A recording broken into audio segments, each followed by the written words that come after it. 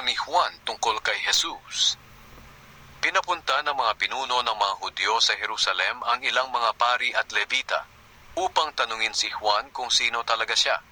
Tinapat sila ni Juan. Sinabi niya, "Hindi ako ang Kristo." Nagtanong sila, "Kung ganoon, sino ka? Ikaw ba si Propeta Elias?" Sumagot siya, "Hindi."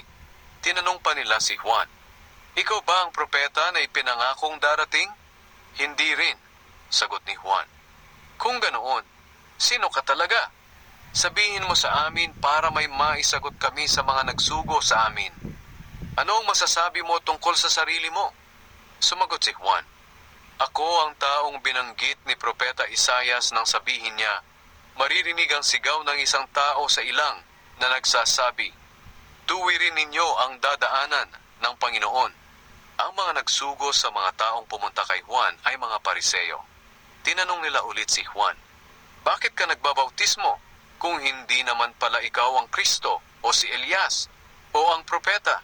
Sumagot si Juan, "Nagbabautismo ako sa tubig, ngunit may nakatayong kasama ninyo na hindi ninyo nakikilala. Siya ang sinasabi kong darating na kasunod ko, at hindi man lang ako karapat-dapat na maging alipin niya." Nangyari ito sa Betania sa kabila ng ilog ng Jordan, kung saan nagbabautismo si Juan.